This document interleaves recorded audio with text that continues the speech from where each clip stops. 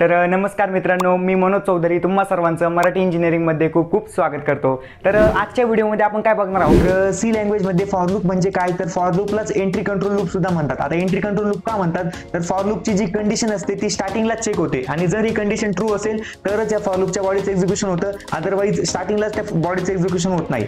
आणि फॉर लूपचा असा सिंटॅक्स असतो, यामध्ये 3 सेक्शन्स असतात। इनिशियलायझेशन सेक्शन असतं, त्यानंतर आपण सेमीकोलन देतो, त्यानंतर आपण कंडिशन डिफाइन करतो, त्यानंतर पुन्हा आपण सेमीकोलन देतो, त्यानंतर आपण इन्क्रीमेंट डिक्रीमेंट सेक्शन देतो, बरोबर। आता इन्क्रीमेंट डिक्रीमेंट सेक्शन का असतं, तर आपलं जे लूप असतं ते इनफायनाइट मध्ये जाऊ नये म्हणून आपण इथे इन्क्रीमेंट डिक्रीमेंट सेक्शन देतो, बरोबर। आता इनफायनाइट म्हणजे काय, म्हणजे एक्झिक्युशन होतच राहतं, ते स्टॉप होत नाही, त्यामुळे आपण असं होऊ नये म्हणून आपण इथे इन्क्रीमेंट डिक्रीमेंट सेक्शन देतो, बरोबर। आता इथे आपण एक प्रोग्राम लिहिला आहे, हा प्रोग्राम कशासाठी आहे, तर 1 ते 10 नंबर प्रिंट करण्यासाठी आहे। आता याचं एकदा आपण आउटपुट बघून घेऊ। तर इथे आपण फॉर लूपच्या मदतीने 1 ते 10 नंबर आपण प्रिंट केलेले आहे, बरोबर। ते आपण कंडिशन कशी डिफाइन केलेली आहे, तर नंबर जोपर्यंत 10 पेक्षा कमी किंवा इक्वल होत नाही तोपर्यंत या फॉर लूपच्या बॉडीचं एक्झिक्युशन झालं पाहिजे, बरोबर। म्हणून इथे 10 इटरेशन परफॉर्म झाले। आता इटरेशन म्हणजे काय, तर फॉर लूपचा एक जो पूर्ण राउंड परफॉर्म होतो त्याला इटरेशन असं म्हणतात, बरोबर। आता इथे किती इटरेशन परफॉर्म झाले, तर 10 इटरेशन परफॉर्म झाले, बरोबर।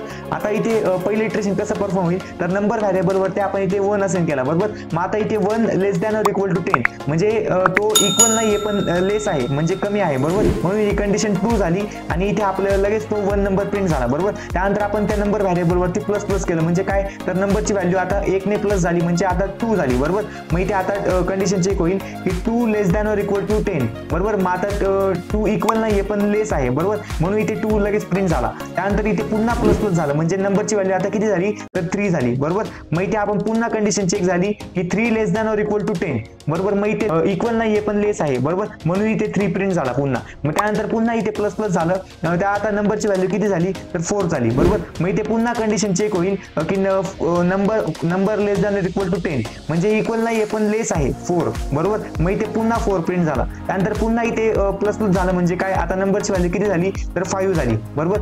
मग इथे पुन्हा इथे 5 प्रिंट झाला।